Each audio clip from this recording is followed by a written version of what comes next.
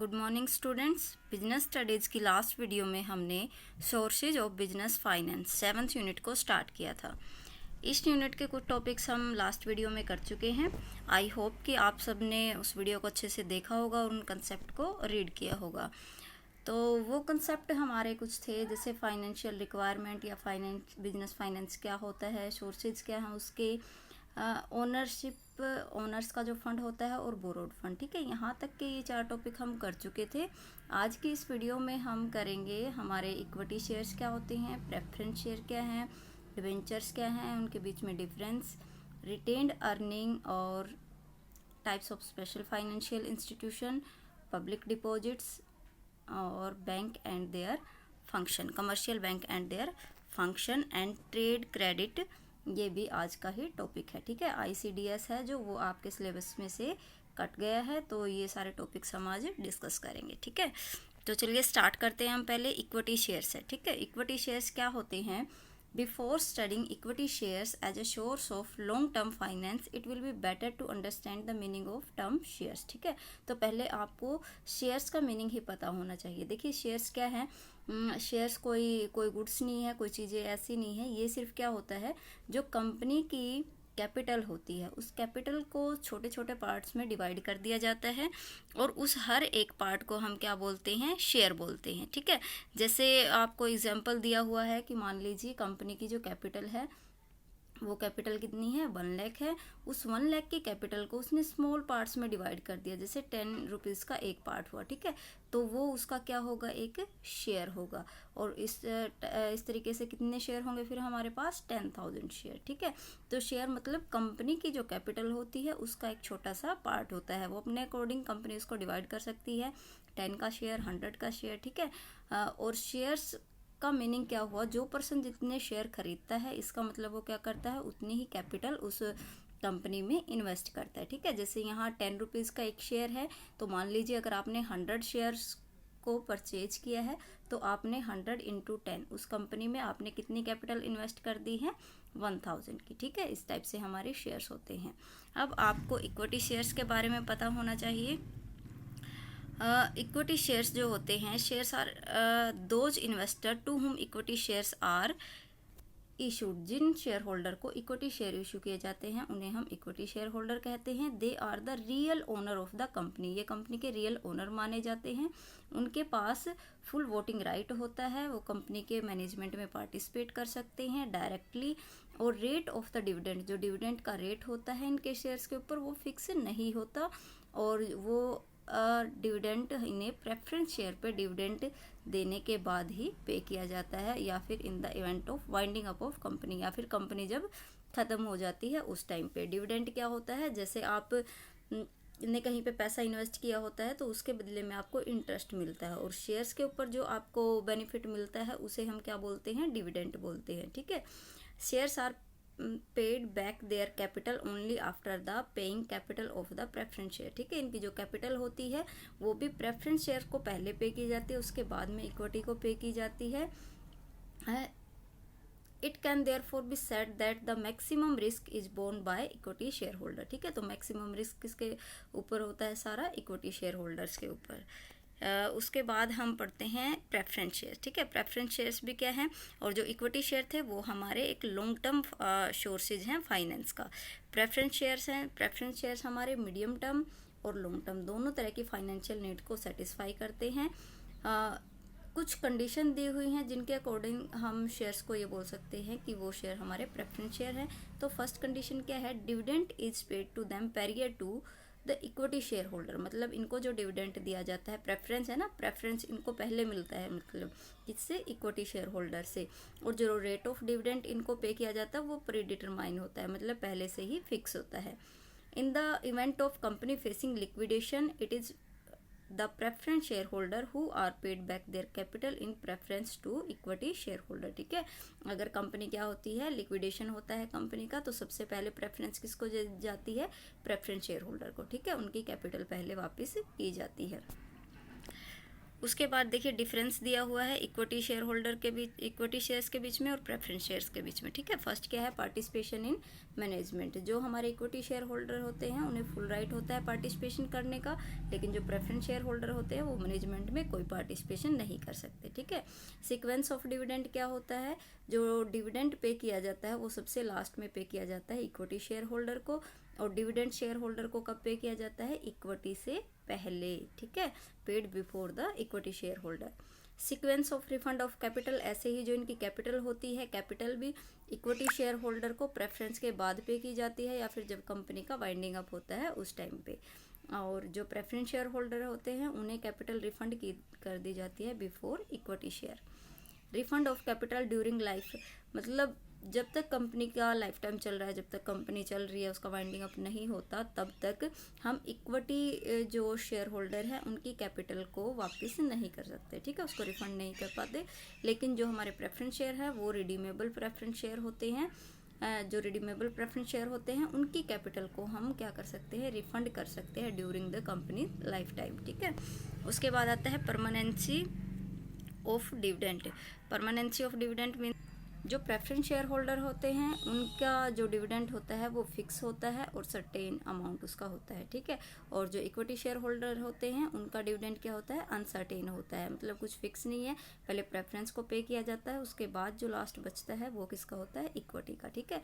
Compulsion क्या है कि जो इक्विटी शेयर होल्डर होते हैं उनके लिए वो कंपनी के लिए इशू करना कंपलसरी होता है। अगर एक कंपनी को फॉर्म करना है तो इक्विटी शेयर्स इशू करने ज़रूरी होते हैं, लेकिन जो प्रेफरेंस शेयर है वो इशू करना कंपलसरी नहीं है, ठीक है।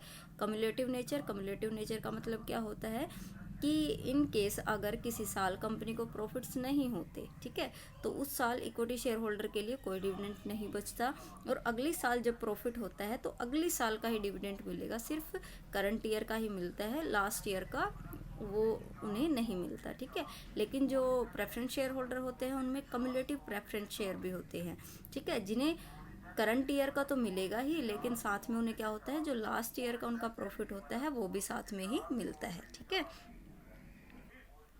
नेक्स्ट हमारा फाइनेंशियल सोर्स है डिबेंचर्स, ठीक है। डिबेंचर्स क्या होते हैं, डिबेंचर्स भी हमारा इंपॉर्टेंट सोर्स है जो लॉन्ग टर्म और मीडियम टर्म फाइनेंशियल नीड को फुलफिल करता है, ठीक है। Debenture holders are the lenders of the company, ने कंपनी के लेंडर्स माना जाता है।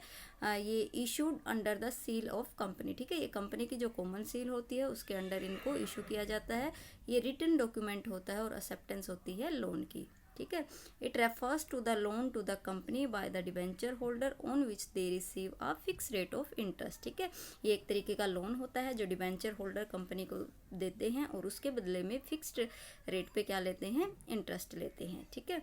उसके बाद डिफरेंस दिया हुआ है डिवेंचर्स के बीच में और शेयर्स के बीच में, क्या डिफरेंस है। फर्स्ट है हमारा रिलेशन विद कंपनी, कंपनी के साथ क्या रिलेशन होता है, जो डिबेंचर होल्डर होते हैं वो कंपनी के क्या माने जाते हैं, क्रेडिटर माने जाते हैं, और जो शेयर होल्डर होते हैं वो कंपनी के ओनर माने जाते हैं।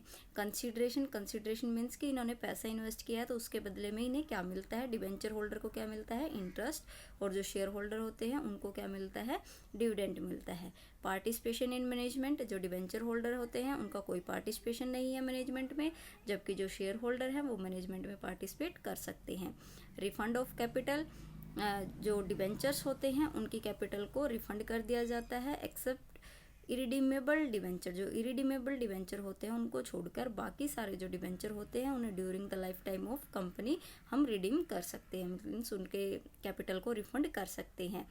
और जो शेयर्स होते हैं एक्सेप्ट रिडीमेबल प्रेफरेंस शेयर्स को छोड़ के बाकी जो हमारे शेयर्स होते हैं उन्हें हम कंपनी की लाइफ टाइम में रिडीम नहीं कर सकते। टैक्स एडवांटेज क्या है, कंपनी इंजॉय करती है tax advantage in the case of debenture, ठीक है। डिबेंचर्स पे क्योंकि इंटरेस्ट लगता है और इंटरेस्ट हम प्रॉफिट में से पहले लेस करते हैं, उसके बाद टैक्स पे किया जाता है, तो इस पे हमें टैक्स एडवांटेज मिलता है। लेकिन जो डिविडेंड होता है वो आफ्टर टैक्स जो प्रॉफिट होता है उसमें से पे किया जाता है, तो इस पे टैक्स का कोई एडवांटेज नहीं मिलता। सीक्वेंस ऑफ रिफंड, मतलब कैसे रिफंड करते हैं हम इनकी कैपिटल को, तो पहले डिबेंचर होल्डर को पे किया जाता है, उसके बाद शेयर होल्डर को, ठीक है। एंड यहाँ पर पेमेंट देखिए सबसे लास्ट में किसको की जाती है, इक्विटी शेयर्स को, ठीक है। तो सीक्वेंस इनका क्या है, पहले हम डिबेंचर्स को पे करेंगे, उसके बाद हम प्रेफरेंस शेयर को पे करेंगे, फिर हम इक्विटी शेयर होल्डर्स को पे करेंगे। ठीक है, इस सीक्वेंस को ध्यान रखोगे आप।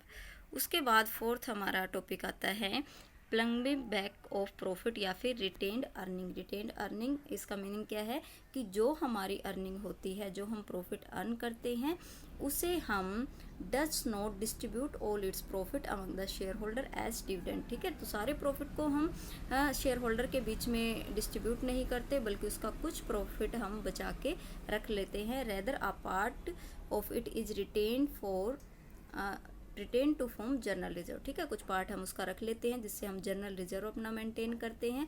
यही जो हमारा अनडिस्ट्रीब्यूटेड प्रॉफिट होता है उसे ही हम क्या बोलते हैं, प्लम्बिंग बैक ऑफ प्रॉफिट। ठीक है, इसको हम सेल्फ फाइनेंसिंग भी बोल सकते हैं क्योंकि ये हमारा खुद का फाइनेंस होता है। और company need development and expansion for its large amount of finance, it is quite expensive to obtain this finance from external sources. ठीक है, अगर एक्सटर्नल सोर्सेज से हम वो ये फाइनेंस अरेंज करते हैं तो वो काफ़ी एक्सपेंसिव होता है। Under this circumstances it is most appropriate to invest a part of the profit in the business, that is the reason why a company transfer a part of its profit to the general reserve to meet its future needs. ठीक है, तो ये एक अच्छा financial का हमारा source होता है। उसके बाद पॉइंट आता है स्पेशल फाइनेंशियल इंस्टीट्यूशन। ठीक है, कुछ फाइनेंशियल इंस्टीट्यूशन है जो हमें हेल्प प्रोवाइड करते हैं, हमें फाइनेंस की हेल्प देते हैं। वन बाय वन हम इनको डिस्कस करेंगे। ये हैं हमारे जैसे IFCI, SFC, ICICI, IDBI, SIDC, UTI, IIBI और LIC। ठीक है, तो फर्स्ट हमारा क्या है, industrial finance corporation of India. ये हमारा कब इस्टेब्लिश हुआ था, ये हुआ था 1 जुलाई 1948 में under the industrial financial corporation act 1948 में। ठीक है, इसके ऑब्जेक्टिव्स क्या हैं, फर्स्ट क्या है, बैलेंस रीजनल डेवलपमेंट। ठीक है, ये रीजनल डेवलपमेंट को बैलेंस करता है, असिस्ट करता है, उसमें मोटिवेट करता है ये न्यू एंटरप्रेन्योर्स को। ठीक है, ताकि वो जो भी उनके प्रायोरिटी सेक्टर्स हैं उनमें कैपिटल को इन्वेस्ट करें। प्रोवाइड करता है ये हमें मीडियम टर्म लोन और long term loan for big industrial units के लिए। डेवलप करता है management education in the country. ठीक है, मैनेजमेंट की एजुकेशन को डेवलप करता है। सेकंड पॉइंट है हमारा state finance corporation. State finance corporation ये कब हमारा पास हुआ था एक्ट, ये state finance corporation act in 1951। ठीक है, with a view to establish state level finance corporation. ठीक है, ये स्टेट लेवल पे फाइनेंस कॉरपोरेशन प्रोवाइड करता है, मतलब हर एक स्टेट के लिए ये है और उनमें ये हेल्प करता है स्टेट को स्मॉल स्केल और मीडियम स्केल की जो भी इंडस्ट्रीज होती हैं उनको फाइनेंशियली हेल्प प्रोवाइड करता है। उसके बाद आता है हमारा industrial credit and investment corporation of India, ICICI। ठीक है, ये इस्टेब्लिश हुआ था हमारा 5 जनवरी 1955 में। ठीक है, ये एक पब्लिक लिमिटेड कंपनी है। It provide assistance enterprise exclusively in the private sector. ठीक है, तो मेन इसमें क्या ध्यान रखेंगे, ये कौन सी इंटरप्राइज को हेल्प प्रोवाइड करता है, जो प्राइवेट सेक्टर की इंटरप्राइज है। ठीक है, ये उनको लोन प्रोवाइड करता है बिजनेस के एक्सपेंशन के लिए, न्यू क्रिएशन के लिए, मॉडर्नाइजेशन के लिए, और ये इनकरेज करता है पार्टिसिपेशन ऑफ फॉरेन कैपिटल को भी इनकरेज करता है प्राइवेट ओनरशिप इन इंडस्ट्री। ठीक है, तो मेन इसका फोकस किस पे होता है, प्राइवेट इंडस्ट्रीज पे होता है। उसके बाद आता है हमारा IDBI इस्टेब्लिश हुआ था हमारा 1 जुलाई 1964 में, started by government of India as a subsidiary office. Subsidiary किसकी थी, रिजर्व बैंक ऑफ इंडिया की। ठीक है, इसके कुछ ऑब्जेक्टिव्स दिए हुए हैं। यह क्या करता है, कोऑर्डिनेट करता है एक्टिविटीज़ को, जो अदर फाइनेंशियल इंस्टीट्यूशन है या कमर्शियल बैंक है उनकी जो भी एक्टिविटी है उनको कोऑर्डिनेट करता है, असिस्टेंट प्रोवाइड करता है, फाइनेंशियल इंस्टीट्यूशन को भी फाइनेंस की हेल्प देता है, और provide assistance to industrial unit हैं उनको डायरेक्टली फाइनेंस की हेल्प प्रोवाइड करता है, मैनेजरियल एंड टेक्निकल असिस्टेंस देता है ये इंडस्ट्रीज़ को। ठीक है, उसके बाद हमारा आता है state industrial development corporation, SIDC। ये in India many state governments have set up SIDC in their respective states. The objective of it differ from one state to another. ठीक है, इनका ऑब्जेक्टिव मतलब हर स्टेट के अकॉर्डिंग अलग अलग होता है। उसके बाद आता है हमारा UTI, unit trust of India. ये कब इस्टेब्लिश हुआ था, 1964 में, और इसका बेसिक ऑब्जेक्टिव क्या है, मोबिलाइज करना कम्युनिटी की स्मॉल सेविंग्स को। ठीक है, and channelise them into productive ventures. मतलब जो भी ह्यूमन बीइंग है ये क्या करता है, उन्हें स्मॉल सेविंग्स करने के लिए मोटिवेट करता है और फिर उनकी सेविंग को चैनलाइज करता है, उनको इन्वेस्ट करता है प्रोडक्टिव वेंचर्स में। ये इंश्योर करता है aid to the industry and good income to the public, ठीक है, उसमें भी ये हेल्प करता है। नेक्स्ट हमारा टॉपिक आता है industrial investment bank of India.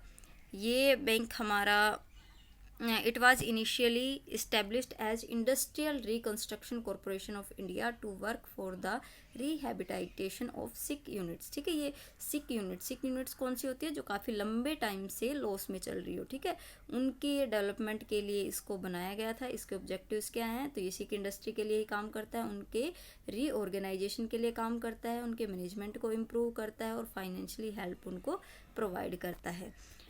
उसके बाद है हमारा life insurance corporation of India. Life insurance corporation ये हमारी LIC स्टार्ट कब हुई थी, इस्टेब्लिश कब हुई थी, 1956 में हुई थी। इसमें नेशनलाइजेशन किया गया था 245 एग्जिस्टिंग इंश्योरेंस कंपनीज का। इसके ऑब्जेक्टिव्स क्या हैं, ये मोबिलाइज करता है कम्युनिटी को, सेविंग करने के लिए मोटिवेट करता है और प्रोवाइड करता है डायरेक्ट लोन, और अंडरराइटिंग एक्टिविटीज़ भी इसमें आती हैं। To subscribe in shares and debenture, ठीक है, शेयर्स और डिवेंचर को सब्सक्राइब करने में भी हेल्प करता है। उसके बाद हमारा 6th पॉइंट आता है पब्लिक डिपॉजिट्स, ठीक है। पब्लिक डिपॉजिट्स क्या होते हैं, पब्लिक डिपॉजिट क्या है, ये एक इम्पोर्टेंट सोर्स है मीडियम टर्म और शॉर्ट टर्म फाइनेंशियल नीड का। Under it a company raise loan from the public for a fix period of time and a fix rate of interest, ठीक है। तो इसमें टाइम पीरियड भी fix होता है कि कितने टाइम के लिए हम वो फाइनेंस ले रहे हैं और कितना उस पर रेट ऑफ इंटरेस्ट होगा, ठीक है। जो इसका पीरियड होता है उसको हम इंक्रीज कर सकते हैं 6 मंथ टू 3 ईयर्स, ठीक है। तो rate of interest on public deposit is little more, ये थोड़ा ज़्यादा होता है किससे, जो उस अमाउंट पे इंटरेस्ट पे किया जाता है बैंक्स के थ्रू, ठीक है। तो public deposit is the main source of finance of the cotton textile mill, जो होती हैं मेन सोर्स उन्हीं की फाइनेंस का ये होता है, ठीक है। उसके बाद आते हैं हमारे कमर्शियल बैंक्स। कमर्शियल बैंक्स क्या होते हैं, जो हमें शॉर्ट टर्म फाइनेंस प्रोवाइड कराते हैं, ठीक है। Not only the commercial bank provide medium term finance as well, the commercial bank help the business in following manner, ठीक है। कुछ और तरीके से भी ये हमारी हेल्प करते हैं, जैसे ओवरड्राफ्ट की फैसिलिटी। ओवरड्राफ्ट का मीन्स क्या होता है कि जितना आपका अमाउंट बैंक में जमा होता है, ठीक है, आप उससे थोड़ा एक्स्ट्रा अमाउंट बैंक से निकाल सकते हो। ये फैसिलिटी बैंक सिर्फ किनको देता है, जो उसके काफ़ी अच्छे कस्टमर होते हैं, जिनकी रेपुटेशन अच्छी होती है। बाद में विद इंटरेस्ट हमें वो पैसा क्या करना होता है, वापस करना होता है। तो ये भी एक तरीके की फाइनेंशियल हेल्प है हमारी। उसके बाद आता है cash credit. Under this facility a bank grants the right to its customer to borrow money up to a certain limits against security, ठीक है। सिक्योरिटी के थ्रू हम कुछ स्पेसिफिक फाइनेंस मनी मतलब बोरो कर सकते हैं। Out of this section limit the customer withdraw the amount according to his needs. It may noted that he pay interest on the amount actually withdraw by him. इसमें क्या होता है, जैसे कि मान लो आपने बोरो की है 1 लाख मनी, ठीक है, 1 लाख रुपीज़ आपने बोरो की है, लेकिन आपने वो सारा अमाउंट साथ के साथ नहीं निकाला, आपने पहले 10,000 निकाले हैं। तो जब तक आपने वो निकाले हैं आप सिर्फ 10,000 पे ही इंटरेस्ट दोगे, ठीक है। उसके बाद जैसे जैसे जितना अमाउंट आप निकालते जाओगे, उसके बाद जो एक्चुअली विड्रॉल है आपका, सिर्फ आप उस पर ही क्या करते हो, इंटरेस्ट को पे करते हो। उसके बाद आते हैं शॉर्ट टर्म लोन्स, ठीक है। कस्टमर को बैंक की तरफ से दिए जाते हैं इन 1 लमसम अमाउंट, ठीक है, इकट्ठा कुछ लोन दे दिया जाता है। डिस्काउंटिंग ऑफ बिल्स रिसीवेबल, ठीक है, बिल्स रिसीवेबल को भी हम डिस्काउंट करा सकते हैं। इसका मतलब क्या होता है, जैसे हमारे पास कोई बिल है, ठीक है, हमने गुड्स सेल की थी और उसका अमाउंट अभी हमारे पास नहीं आया, जो हमारा परचेजर था उसने हमें क्या दिया है, एक बिल दिया है। उस बिल से हम क्या कर सकते हैं, वो बिल था हमारा 3 महीने बाद का है मान लो, ठीक है, और वो हमारा बिल कितने का है, 15,000 का है।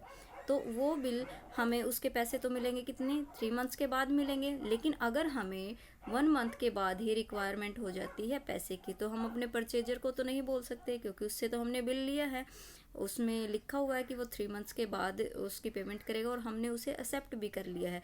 और अगर अब हमें रिक्वायरमेंट है 1 मंथ बिफोर कि हमें पैसे चाहिए तो हम क्या कर सकते हैं, इसके लिए हम बैंक के पास जाएंगे और बैंक में वो बिल क्या करवा देते हैं, सबमिट करा देते हैं। ठीक है, बैंक वो बिल सबमिट कर लेगा और उसके बदले में हमें पैसे देगा। लेकिन बैंक हमें पूरे 15,000 नहीं देता, उसके कुछ चार्जेज होते हैं, वो काट के मान लो वो हमें 14,000 का अमाउंट देता है। ठीक है, तो अब जो हमारा परचेजर है वो जो पेमेंट करेगा वो किसको पेमेंट करेगा, बैंक को पेमेंट करेगा। और वो कितनी पेमेंट करेगा, वो पूरे 15,000।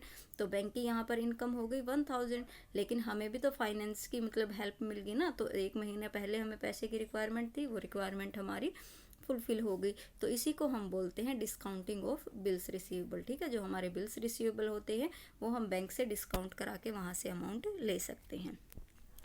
उसके बाद लास्ट हमारा पॉइंट आता है ट्रेड क्रेडिट्स। ट्रेड क्रेडिट्स क्या होते हैं, it refers to that credit facility which is extended by one businessman to another for purchase of goods and services. मतलब एक बिजनेसमैन दूसरे बिजनेसमैन को जो फैसिलिटी देता है गुड्स को और सर्विसेज को परचेज करने के लिए। मतलब आप को क्रेडिट में परचेज कर सकते हो आप कोई भी गुड्स और सर्विसेज। ये आपकी जो क्रेडिट फैसिलिटी होती है वो क्रेडिट परचेज भी एक तरह का आपका क्या होता है, शॉर्ट टर्म फाइनेंस ही होता है। Under this facility goods purchase on credit are use immediately but their payment is made after some time. ठीक है, तो duration of this source of finance depend on the description of the seller. ठीक है, तो ये भी एक तरह की क्या होगी, आपकी फाइनेंशियली हेल्प हुई है। तो देखिए स्टूडेंट्स, अब यहाँ तक आपका ये टॉपिक कंप्लीट हो गया है। आपको इस चैप्टर को अच्छे से अपनी बुक से रीड भी करना है और आपकी बुकलेट के अकॉर्डिंग जितने क्वेश्चन आपको बनते हैं वो क्वेश्चन मैं आपके होमवर्क में आपको दूंगी। आपको वो क्वेश्चन अपनी नोटबुक में नोट भी करने हैं और साथ में क्या करना है, उनको लर्न भी करना है। तो थैंक यू स्टूडेंट्स।